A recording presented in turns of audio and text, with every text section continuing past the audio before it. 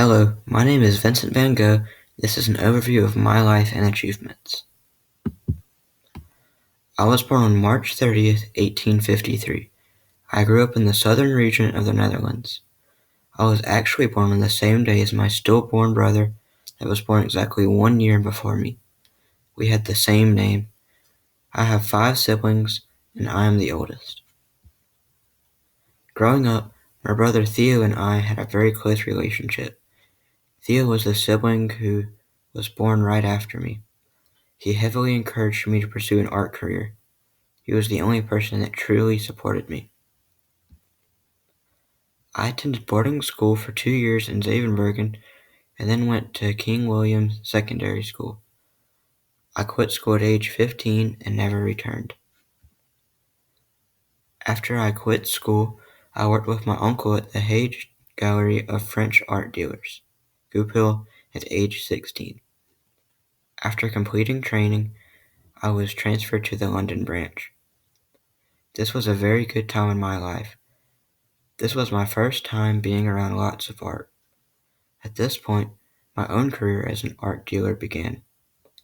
When I was 16, I joined the Goupil and C in Paris and Brussels branches. Soon after my career began to pick up, my family moved to Helvoort. Here, I met Eugenie. I fell in love with her, but sadly, she was already engaged. I then became depressed and neglected my work. At this time, I became interested in religion. My father was the minister of the Dutch Reformed Church. When I would write letters to Theo, I would include Bible verses and religious poems. I became so interested in religion that I paid no attention to anything else.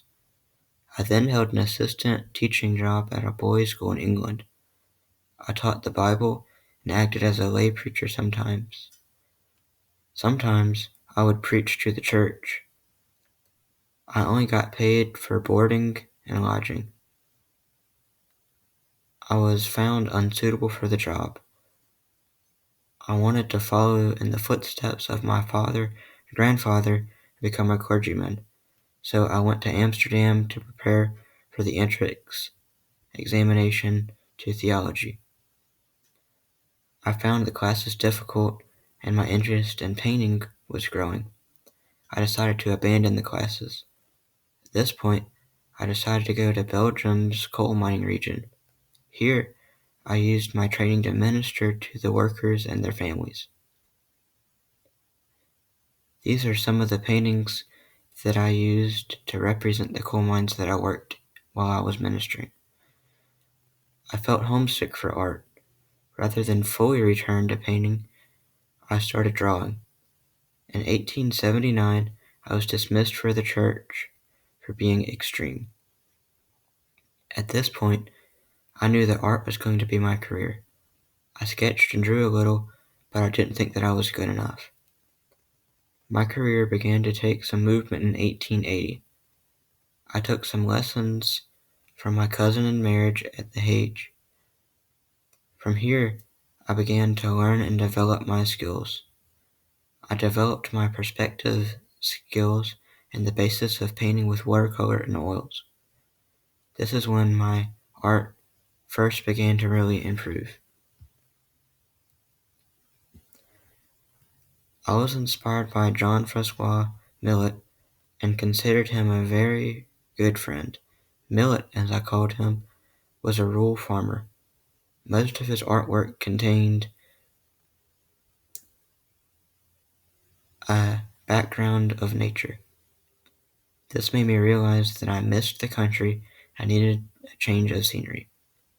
In 1883, I moved to the countryside. I first traveled to Dentre and then to my parents' house in Noonan. I stayed here for 2 years and drew and painted the rural laborers.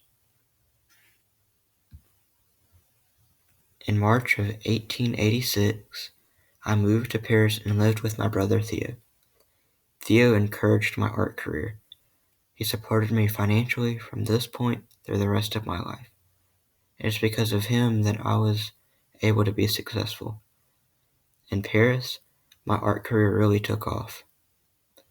I met many artists there that gave me good advice and inspired me. Camille Sarraud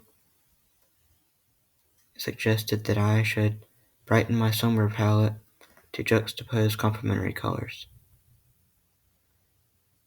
I was influenced by some younger artists like Paul Gauguin and Henri de Toulouse-Lautrec.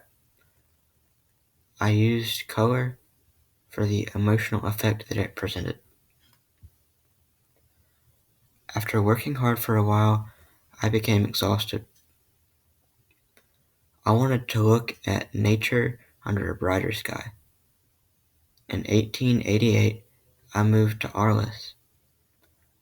I hoped that I would be able to relax and the environment would inspire my art. I was motivated in Arles. I worked very hard to push my style to have more expression. I did this by using active brushstrokes and complementary colors. I was known for having a mental illness. Around the Christmas of 1888, I had a mental breakdown. I was hospitalized at Saint-Remy de Provence in 1889, and I died of suicide in 1890. While I was there, I was still very productive. I made 150 paintings that year. The almond blossom was one of my most famous paintings that I did while I was there.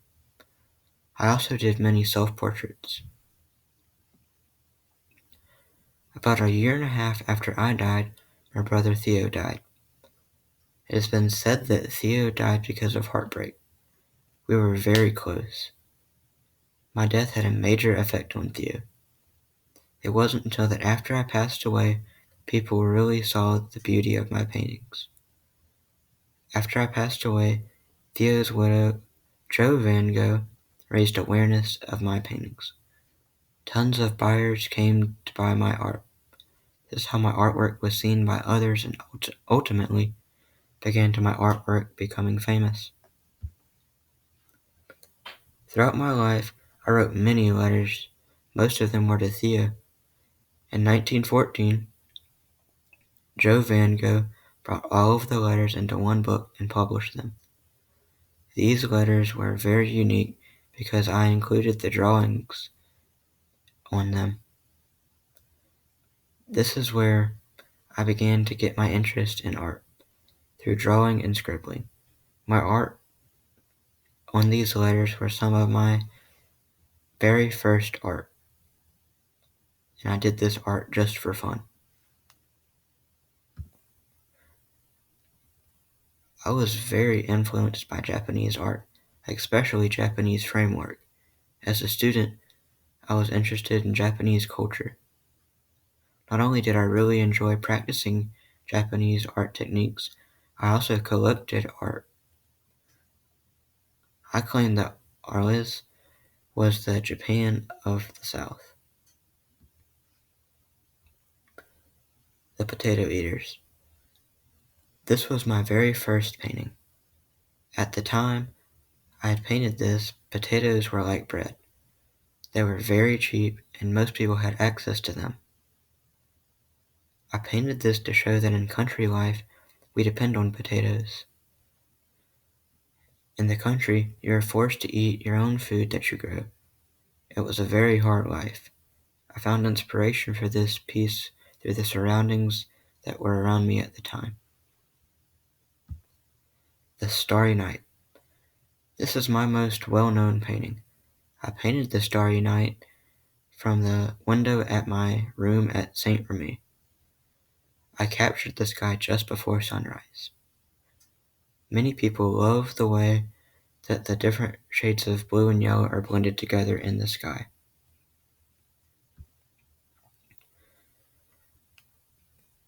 I have brought much interest to Expressionism, which is the type of art that I painted. I used what was going around in my life for inspiration for my painting. My artwork shows my feelings expressed in it. My use of active brushstrokes and a distinct created a distinct style in my artwork that I am known for. Also, my bold use of color made my art stand out from other artists. There are some subjects that I painted repeatedly because I felt that I couldn't catch all of the colors that they had. I created around 15 paintings of olive trees. These trees had silver and blue, and the soil had yellow, pink, and violet tinted orange. I had a difficult time creating all of the perfect colors. I found a spiritual force in them. When I painted them, I found joy in showing the brushstrokes. I feel that they show great detail and they make my paintings look alive. I also painted around 31 self-portraits. I painted these when I could not leave my room in Saint Remy. One day, I looked at myself in the mirror while confined to my room, and I was just disgusted at what I saw. I was thin and pale, and my artwork was yellow. My hair was yellow with no color. I thought that by painting myself, I would be encouraged to restore my health. I feel that these capture my true character. Some say that I've left a lasting impact on modern art. Many people try to recreate my art, especially the Starry Night. Many look at the Starry Night and feel encouraged to start making their own art. I hope that other artists learn to never give up and work through hardships. I like to look back and see how my career progressed. I went from dropping out of school to being an art dealer to working in ministry and teaching to finally being a successful artist. I had many bumps in the road, but I finally made it. Thank you for listening to my presentation. I hope that you really enjoyed it.